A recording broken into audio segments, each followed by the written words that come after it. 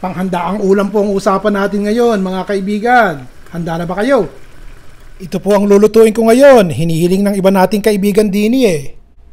Para po mas malasa itong ating gagawing ulam panghanda, ibabad na po natin. Ito po'y toyo, pamintang durog. Ito po ay isang latang maliit ng crushed pineapple. May pinya na yung aking ginamit para mas malasa. Pero kung gusto nyo yung pineapple juice lang, okay na rin po. Haluin po muna natin yan ha. Isang maliit na lata lamang ire. Tsaka po natin ilagay itong ating karning baboy. Liempo po ang ginagamit ko rin at hiniwa ko ng medyo tipak-tipak. Alam niyo po mga kaibigan, ang pinya, ang pineapple juice, meron po yung sangkap na nagpapalambot sa karning baboy o kaya sa karning baka kapag ibinabad po natin. Yung iba nga medyo maliit parang babarbecuehin pero bahala na. Ibabad nyo muna rin ng isang magdamag, init sa magdamag. Matakpan nga ng plastic at baka mangamoy sa refrigerator para hindi sumama yung lasa nitong baboy dun sa ibang ulam. Ayan, ganyan. Malaking kawali, kasirola po ang ginagamit ko. Painitin po natin yan. Mantikaan na natin. Mga 3-4 na kutsara pong mantika lamang ilalagay ko. Kapag mainit na yung mantika, maglagay na po tayo ng sibuyas. Isang maliit na sibuyas lamang ilalagay ko ha.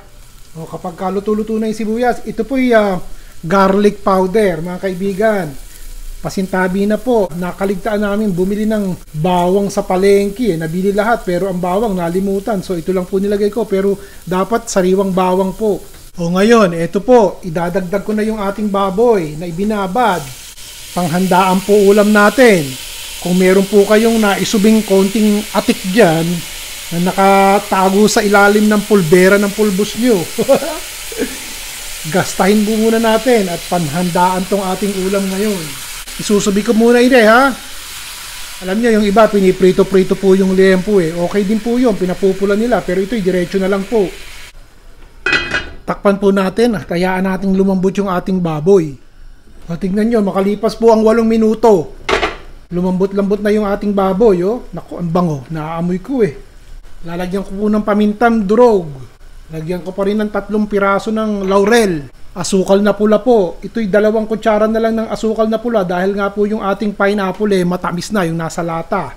Pero kung hindi po matamis, dagdagan nyo. Depende na lang po sa panlasa nyo kung gusto nyo ng matamis-tamis. Okay na sa akin itong 2 kutsarang asukal na pula. Lalagyan ko po ng tubig. Ay, sandali. Ito po yung pinagbabaran. Ilalagay ko yung tubig. Haluin po natin at nang masimot yung lasa, pati yung pinya. Tsaka po natin isama rin niya sa ating baboy. 2 tasa po ng tubig yung aking inilagay. Kung sakasakaling hindi pa po masyadong maalat at yung toyo hindi pa sapat, kanina yung pinagbabaran natin, lagyan pa po natin ng mga 2 kutsarang toyo iriya. Hayaan na po natin kumulo iri. Haluin nyo lang ng sandali. Mangyari tatakpan ko lamang at hayaan nating lumambot ng tuluyan. Tignan po natin. Ito po ay 8 minuto ko nang pinapakulo. Malambot na po yung baboy at natikman ko na kinagat ko Lalagyan ko na po ng suka. Hindi ko na po tatakpan at hindi ko na rin po kakalikutin. Huwag nyo nang galawin. Iba na lang ang galawin nyo ha. Huwag yung may sabit. Hayaan na po natin yan maluto at yung ating sarsa lumapot. Tikman nyo na muna. Mahabagin, ang sarap. Titigil na po ako rin at baka magkalirot-rilot na itong ating baboy at malambot na Tama na po papatayin ko na yung apoy. Para po sa akin, ang pagkain po ng karning baboy, karning baka, okay lang. Basta hindi po marami at hindi araw-araw at baka mapangiwi kayo pag nakita nyo yung resulta ng laboratory nyo. Konting baboy na lang, dagdagan nyo lang kanin. Ayos na yun, nakatipid pa kayo. Kadalasan sa inyo po ako kumukuha ng idea kung ano lulutuin sa susunod. Nauubusan din naman ako Hanggang sa susunod pa muli, si Ron Bilaro.